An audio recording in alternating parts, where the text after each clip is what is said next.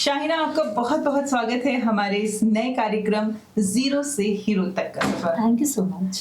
शाहिना, हमारे लोग और जनता हम जानना चाहते हैं कि आपका ये जो कारवां फाउंडेशन है उसके बारे में थोड़ा हमारे लोगों को बताएं। जी, सबसे पहले तो मैं कह लूँगी सबको सलाम नमस्ते।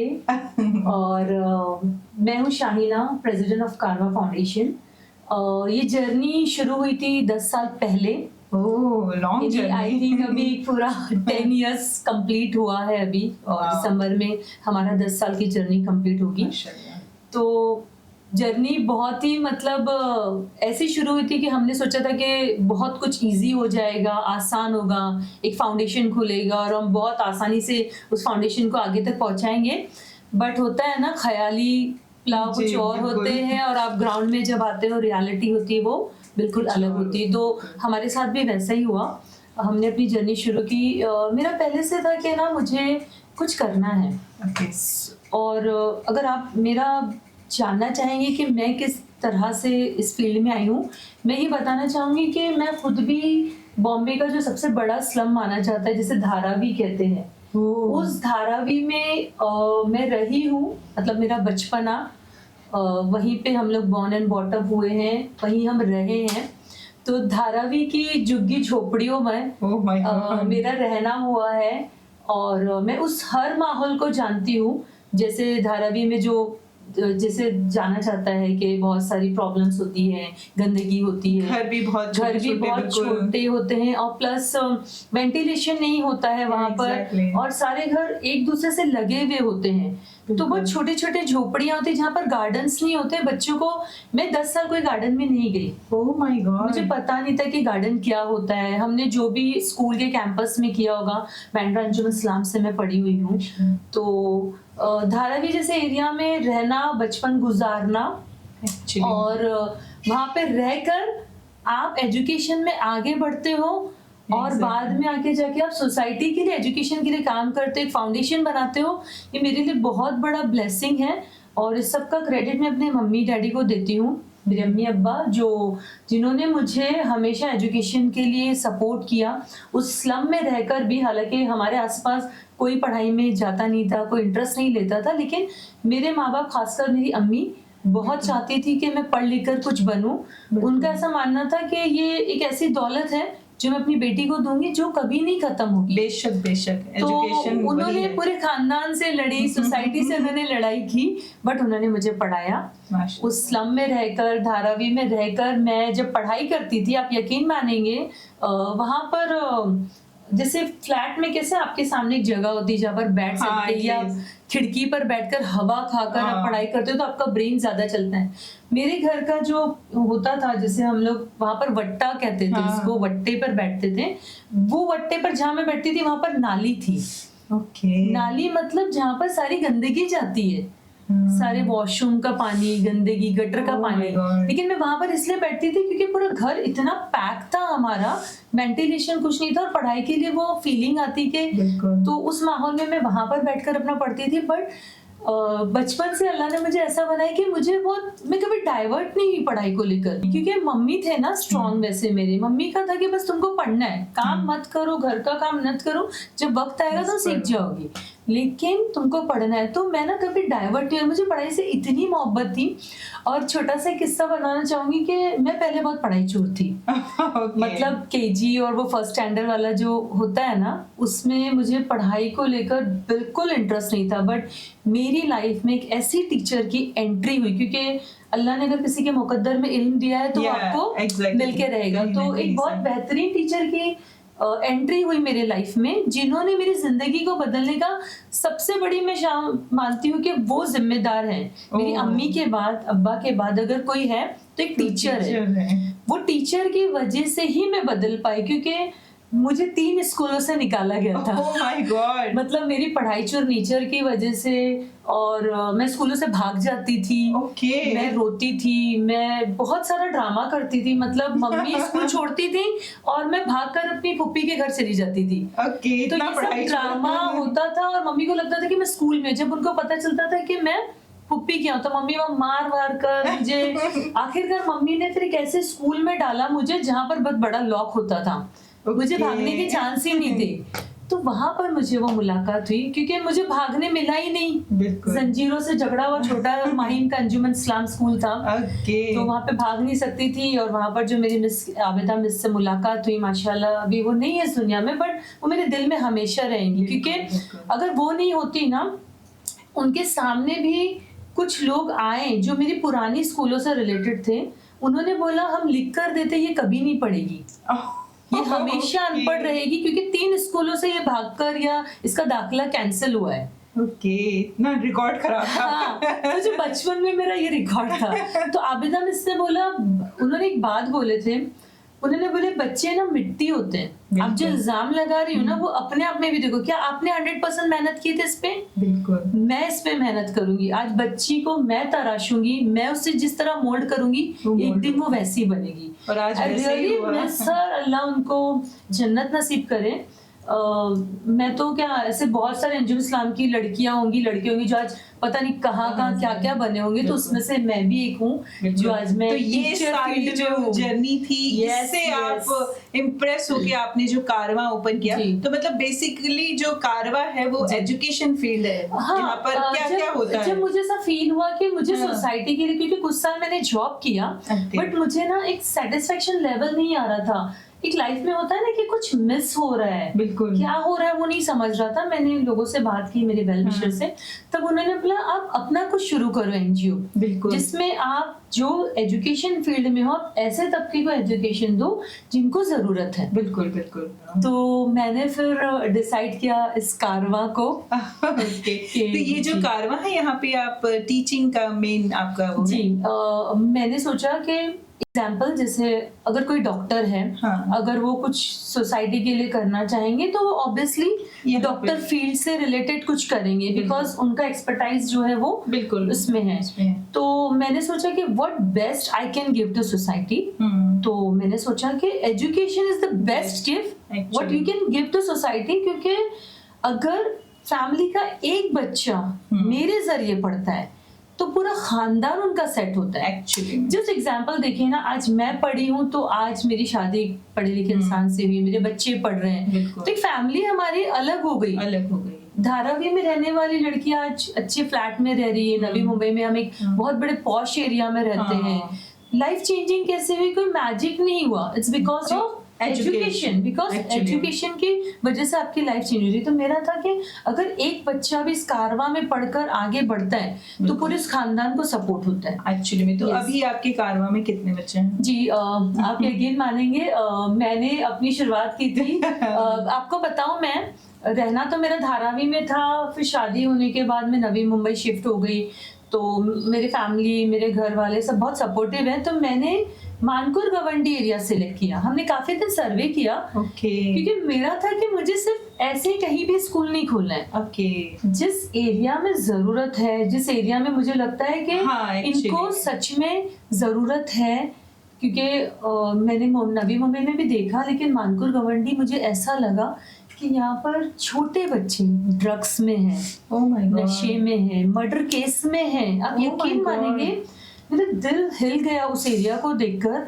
क्या अल्लाह, ये इस एरिया में इतना कुछ, और छोटे छोटे मतलब ज्यादा उम्र के बच्चे नहीं, 20 साल 22 साल के बच्चे जेल में चले गए हैं। तो ये जब मैंने स्टडी किया, उस एरिया का सर्वे किया, तो मुझे पता चला कि इनके माँ बाप भी अनएजुकेटेड है, और ये लोग सब माइग्रेटेड लोग हैं, ज्यादातर यूपी से आए हुए लोग हैं, और ये लोग जॉब के लिए आते हैं और छोटे मोटे जॉब वगैरह करते हैं, प्लस उसके बाद नशे की आदत पड़ जाती है इनको, या फिर छोटे मोटे क्राइम में चले जाते हैं।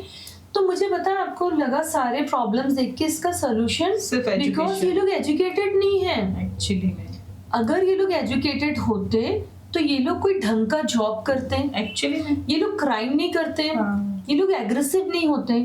तो तब मैंने डिसाइड किया, नहीं, गवंडी मानकुर का जो एरिया है, यहाँ पे कारवां काम करेगा। कई दिनों तक वो स्कूल खोलकर मैं बैठी रह गई, कोई नहीं आता था, किसी को इंटरेस्ट नहीं। 8 साल के 10 साल के बच्चे, मैं जाकर पूछती थी आप इसको स्कूल में भेजते? बोले नहीं। कब भेजोगे? अरे बड़ा होगा तब, अभी तो 8 साल का ही है। मैंने बोले 8 साल एज नहीं है, 3 साल से बच्चे पढ़ाई करते हैं तो उनके ब्रेन में और ज्यादा स्टडी डेवलप होती है, उनका ज्यादा अच्छा निखार होता है। तो इतनी शिद्दत से मुझे मेहनत करना पड़ा उस एरिया में जाकर, मुझे गली गली जाना पड़ा, लोगों को समझाना पड़ा। और कभी आप नेट पे देख लेना या कभी उस तरफ आपका आना हुआ, उस एरिया में जाना, मतलब अगर हमारे यहाँ गेस्ट आते हैं ना, वो लोग मुझे हैट्स ऑफ करते हैं कि शाइना कैसे आती हो यार तुम, नवी मुंबई का पॉश एरिया छोड़कर यहाँ पर आती हो। मतलब इतनी गंदगी, पीछे पूरा डंपिंग जोन, धुआं, धूल, मट्टी, और एकदम वो माहौल जहाँ पे ना आप एक दिन आने के बाद आप बोलोगे बाद में कोई इवेंट रहेगा तो हम आएंगे, लेकिन डेली मैं वहां पर जाती हूँ। शाइना, यकीनन बहुत ही मतलब ये जो कारवां था आपका, ये बहुत स्ट्रगलिंग रहा। मैं जानना चाहूंगी कि आज कारवां को 10 साल हो गए हैं, तो इस 10 साल में आप इस कारवां के साथ क्या क्या कुछ करी हैं? जी, सबसे पहले तो कारवां का जो मेन मिशन है ऑब्वियसली वो एजुकेशन है, क्योंकि एजुकेशन ही एक ऐसा मैजिक है जो किसी का नसीब बदलता है, उसको एक अच्छी लाइफ देता है। मैं तो एजुकेशन को मैजिक ही समझती हूँ एक्चुअली। अगर आपने उसको अच्छे से कर लिया तो आपका नसीब भी बदलेगा, आपकी जिंदगी बदलेगी, आपकी जर्नी बदलेगी, आपके लोग, आपका जो रहन सहन, हर चीज बदल जाता है, आपके कॉन्टैक्ट्स बदल जाते हैं, आपका उठना बैठना, आपकी सोच, हर चीज में फर्क पड़ता है। तो हमारा मिशन एजुकेशन है सबसे पहले। उसके अलावा ये फाउंडेशन है, तो हमारा एक है कि हम सिर्फ बच्चों के लिए काम नहीं करें। हमने क्या किया है, मानपुर के एरिया में एक ऐसी लोकल जगह पे अपना स्कूल बनाया है जहाँ पर हम आसपास के बच्चों को एजुकेशन देते हैं। जो ज्यादातर जिनके माँ बाप बिल्डिंगों में काम करते हैं, मेड के काम करते हैं, ज्यादातर जिनके माँ बाप जैसे कि डिवोर्सी हैं, किसी के पेरेंट्स नहीं है, या सिंगल पेरेंट्स आप बोल सकते हैं। तो मतलब ये क्या है, फ्री ऑफ कॉस्ट है या फिर फ्री ऑफ कॉस्ट नहीं बोल सकते, हम एक छोटा मोटा फीस लेते हैं 200-250 रुपए ओनली, ताकि बच्चों को ना एक वैल्यू रहे। क्योंकि आप फ्री में कुछ देते हो ना तो लोगों को वैल्यू नहीं रह जाती। वो भी हमने अभी कोविड के बाद उसको शुरू किया, क्योंकि हमें ऐसा लगता है कि there should be some value अगर आप कुछ दे रहे हो तो। कारवां का ये है कि अगर एक बच्चा अगर हमारे पास आ रहा है ना, तो हम उसको पूरी फैमिली समझते हैं एक्चुअली। तो हम उनके माँ बाप का हेल्थ चेकअप करवाते हैं। अच्छा, मतलब इसमें मेडिकल भी? यस।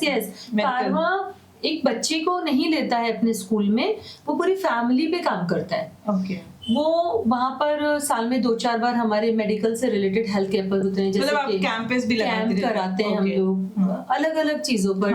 आई चेकअप है, बहुत सारे कैंप्स होते हैं जो उनके पेरेंट्स को और बच्चों को फायदा हो और एरिया वालों को भी फायदा हो। सेकेंड, हम लोग वुमेन एम्पावरमेंट पे काम करते हैं। हम लोग उनकी माओ को छोटे छोटे कोर्सेज सिखाते हैं, जैसे कि सिलाई है और छोटे मोटे मेहंदी का कोर्स है, ताकि वो लोग अपने घर पर ही, क्योंकि ज्यादातर यूपी के क्राउड के लोग हमारे एरिया में रहते हैं, तो वो लोग बाहर जाकर जॉब करना पसंद नहीं करते। तो हम उनको खुद सक्षम बनाते हैं कि आप यहाँ पर सीखो और आप खुद घर पर कमाओ। तो ये हमारा वुमेन एम्पावरमेंट के लिए काम चलता है। थर्ड हमारा चलता है कि हम लोग अवेयरनेस का काम करते हैं। जैसे अगर हमें लगता है कि इन चीज़ों को बताने से कुछ तब्दीली हो सकती है, बदलाव हो सकता है, तो वो हम लोग अवेयरनेस का काम करते हैं। उसके साथ हम लोग काउंसलिंग का काम करते हैं। जैसे जो पेरेंट्स हैं उनके बीच में अगर झगड़े हो रहे हैं या नशे की आदत से डैडी जॉब नहीं कर रहे हैं, और उस तो उससे इफेक्ट हमारा बच्चा होता है। वो स्कूल नहीं आता है, उसके अंदर एक साइकोलॉजिकल चेंजेस आता है, वो स्कूल में भी कॉपरेट नहीं कर पाता। तो हम पेरेंट्स को भी काउंसलिंग करते हैं, उन्हें समझाते हैं। तो इस तरह से कारवां education, women empowerment, awareness, counselling, अभी हमारा रिसेंटली स्टार्ट हुआ है एजुकेशनल काउंसलिंग, यानी आफ्टर 8th स्टैंडर्ड हम बच्चों को, कारवां के बच्चों को नहीं, अलग स्कूलों को हम टाई अप्स करते हैं और उनको काउंसलिंग करते हैं कि आपको एजुकेशन में क्या करना चाहिए। जैसे 8th स्टैंडर्ड, यस, 10th के बाद आपको क्या लेना चाहिए, what will be the best career you can have. तो इस तरह हम लोग ये करते हैं। कारवां का एक इनिशिएटिव हमने किया है, वो मैं बताना चाहूंगी। बिल्कुल। हमने एक इनिशिएटिव लिया है जिसका नाम है कपड़ा बैंक।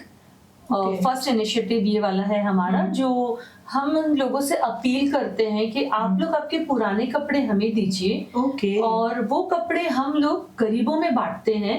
क्योंकि कैसा होता है ना, जो चीज हमारे लिए 6 महीना पहनकर लगता है कि ठीक है अब हमें कुछ नया ट्रेंड पहनना है, वही कपड़े आप यकीन मानेंगे जब मैं लोगों को देती हूँ ना, नॉट गवंडी मानपुर, बहुत सारे स्लम में जाकर हमारी टीम देती है, इतने खुश होते हैं। कभी कभी तो वो लोग ऐसे खुशी से उस कपड़े को उठाते हैं ना, मुझे फील होता है अल्लाह तूने हमें देने वाला बनाया मालिक, हमेशा ऐसे ही बनाना, ऐसा जरिया बनाना। हमारी तो औकात नहीं कि हम किसी के लिए कुछ कर पाए, बट वो देते वक्त मुझे बहुत अच्छा लगता है।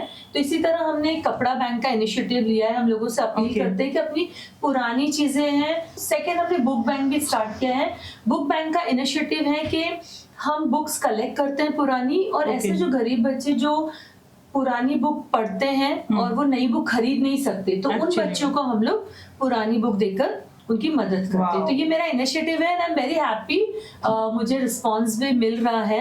तो शाहीन, ये तो बहुत ही अच्छी बात भी बता दी आपने, और हमारे लिए एक जरिया भी लोगों की हेल्प करने के लिए छोड़ दिया है। इसी के साथ मैं पर्सनली ये जानना चाहूंगी कि कारवां में आपको कितना स्ट्रगल करना पड़ा, या कितने मुश्किल से ये 10 साल का सफर निकला है, क्या रही जर्नी? सच बताऊं मैं आपको, करना पड़ा नहीं है, मैं कर रही हूँ 10 साल होने के बाद। यस एक्चुअली क्या हुआ, ये अभी तक है ना, मैं उन लोगों तक नहीं पहुंच पाई हूँ, या कारवां उन लोगों तक नहीं पहुंच पाया जो सच में ऐसे कॉज के लिए सपोर्ट करना चाहते हैं। तो मेरा वही है कि आप इतना अच्छा चैनल चला रहे हो माशाल्लाह, और इतने लोगों से कनेक्ट हो, तो इस चैनल के थ्रू अच्छे लोग हमसे कनेक्ट हो। बिल्कुल। देखिए, डोनेशन ऐसा नहीं है कि एक एनजीओ है तो वो आपसे पैसा ही मांग रहा है। एक्चुअली हम पैसा तो देखो, बिना पैसे के आपको एक बिस्लरी की बोतल भी कोई नहीं देगा, एवरीथिंग आपको पैसे से ही मिलेगा।